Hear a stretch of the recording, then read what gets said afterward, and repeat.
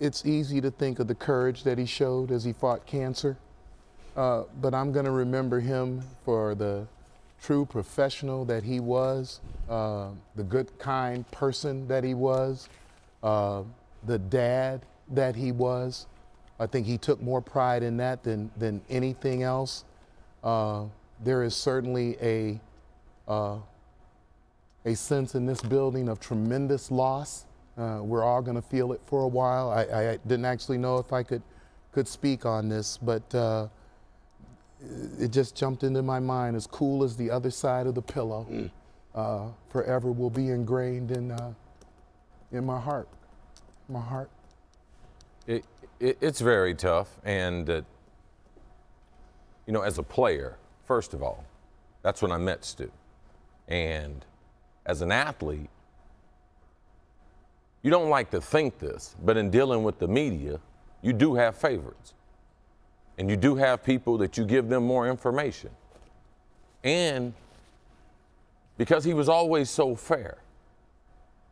But the number one thing for me, as a person who wanted to be a broadcaster, he was a role model for me. He talked on SportsCenter like me and my friends talk.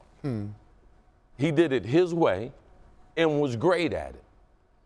So for me, as a colleague, and before we became a colleague, I'm not ashamed to say that Stu, and he won't even know this, he was a role model for me and hundreds of other African-American journalists / athletes now who want to be legitimate and want people to take what we say seriously, just like him, and realizing that there never will be another Stu. There is no next man up at ESPN.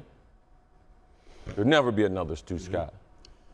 Well, you know, I worked with Stu for a long time. I did all the different shows here. I wrote down some things, you know. He was a first-class individual. Quality, character, attitude, enthusiasm. He embellished all these. He had great pride, professionalism, and most of all, he was a father and a friend. You know, you can say anything you want to say. Every one of us knew us and knew him and knew what a great guy he was. And, you know, this is all going to happen to all of us someday. It's just unfortunate it happens to somebody at age 50. That's the thing that bothers me. It's hard for me to sit up here right now.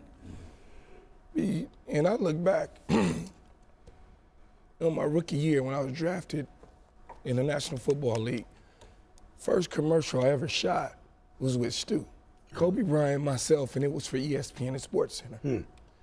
And like CeCe said, one of the things that Stu told me when I first took this job was to not change who I was, be exactly who I'm supposed to be. That looking at him and knowing that he was able to bring the hip-hop culture, that urban feel to television sports broadcasting, something that's never been done before, gave me the hope that I didn't have to be some corporate guy to feel like I needed to wear the white shirt with the red tie and sit there and talk a certain way. And dinners that we would have over the last 7 years at the Super Bowl, before, after, or late SportsCenter hits, that stuff's gonna be missed.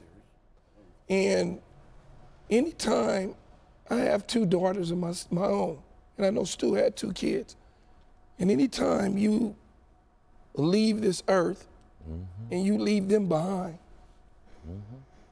it's gonna hurt. And I know the way he loved his kids, because we talked about it a lot, Boom. And, you know, it's hard right now. I'm trying to find words. You did it. I'm trying to find them. You did it. You all did it.